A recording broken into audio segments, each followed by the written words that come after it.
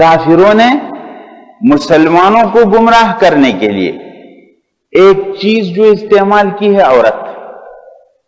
اب آپ کے سامنے میں دکھا رہا ہوں، صلاح الدین ایوبی کے زمانے میں جب صلیبی جنگیں ہو رہی تھی اور بیت المقدس کے فتح سے کچھ پہلے ایک علاقہ فتح ہوا ہے، تو صلیبیوں کا ایک بہت بڑا جرنل ہے، ہرمن اس کا نام ہے، یہ ان کے شعبے جاسوسی کا سربراہ ہے اور اپنے فن کا بہت ماہر ہے. مسلمانوں کے اندر وہ کیسے کیسے سازشیں کرتا ہے، اس کے پیچھے پورا جال یہ بناتا تھا، پلان یہ بناتا تھا. یہ آدمی گرفتار ہو کر صلاح الدین ایوبی کے سامنے آ گیا گرفتار. اب صلاح الدین ایوبی نے اس سے بہت باتیں کی ہے، تو یہ ہرمن صلاح الدین ایوبی کو کہتا ہے. اس نے کہا ہرمن آپ میری زبان جانتے ہیں تو آپ میری زبان میں بات کریں مجھ سے. تو کہتے ہیں ہرمن نے کہا آپ مجھ سے کیا بات کریں گے، اب مجھے قتل کر کے پانی میں پھینکیں گے تو مجھ سے بات ہی نہ کریں، مجھے قتل کر دیں. تو صلاح الدین ایوبی نے اس کو شربت پیش کیا، اور شربت پیش کرنے کا مطلب یہ ہے کہ آپ کو ہم نہیں ماریں گے. تو جب اس نے شربت پیا تو مطمئن ہوگی. تو میں آپ سے کچھ پوچھوں گا. تو ہرمن نے کہا یہی پوچھیں گے نا کہ آپ کے علاقے میں ہم نے اپنی دشمن کہاں کہاں لگا دیے ہیں. کہا یہ نہیں پوچھوں گا، یہ تو میں آپ کو بتا دوں گا کہ آپ کے علاقے میں آپ کی دشمن کی تعداد کتنی ہے. کہا پھر کیا پوچھیں گے. کہا مجھے صرف اتنا بتاؤ کہ مسلمانوں کو خراب کرنے کا آپ نے کیا منصوبہ بنایا. تو ہرمن منصوبہ بتا رہے. حضرات بہت نوٹ کرنے کی باتیں، جاگنے کی باتیں ہیں، ہم سب سوئے ہوئے ہیں. اب دیکھیں ہرمن وہ منصوبہ بتا رہے. دیکھیں ہم نے آپ کے ہاں جو بیج بویا ہے وہ ضائع نہیں ہوگا. آپ چونکہ ایمان والے ہیں، صلاح الدین ایوبی کو کہتا ہے آپ چونکہ ایمان والے ہیں اس لیے آپ نے بے دین عناصر کو دبا لیا. آگے ہم نے آپ کے امراء کے دلوں میں حکومت، دولت، لذت اور عورت کا نشہ بھر دیا ہے. آپ کے جانشین اس نشے کو نہیں اتار سکیں گے اور میرے جانشین اس نشے کو تیز کرتے رہیں گے. آگے ہم مسلمانوں کے مرکز کو ختم کر رہے ہیں. آپ کا عقیدہ ہے کہ آپ کے رسول مسجد اقصی سے آسمانوں پر گئے تھے، ہم نے اس کی منڈیر پر صلیب رکھ دی ہے اور وہاں کے مسلمانوں کو یہ بتا رہے ہیں کہ ان کا یہ عقیدہ غلط ہے کہ ان کے رسول کبھی یہاں آئے اور یہاں سے معراج ہو گئے.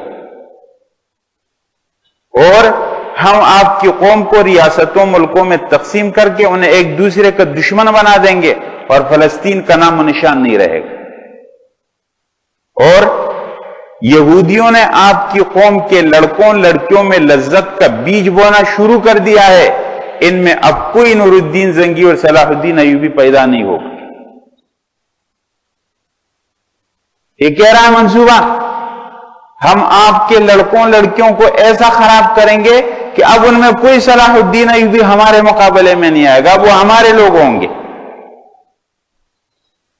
یہ ہرمن کا وہی پورا منصوبہ ہے جو آپ کے سامنے آیا. اور حضرات اب تو تازہ تازہ بات بھی میں آپ کو بتا دوں. کل آپ نے سنی ہوگی امریکہ نے پاکستان سے کچھ مطالبات کیے. سنیں کیا مطالبات؟ دیکھیں پاکستان میں آنے والے تمام فوجی اہلکاروں کو سفارت خانے کے عملے کی حیثیت دی جائے.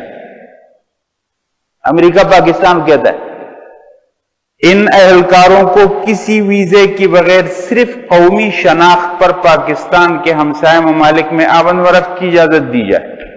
ویزے کی ضرورت نہیں ہوگی ان کو. ہتھیاروں سمیت ہر قسم کے امریکی لائسنس کی قانون حیثیت تسلیم کی جائے.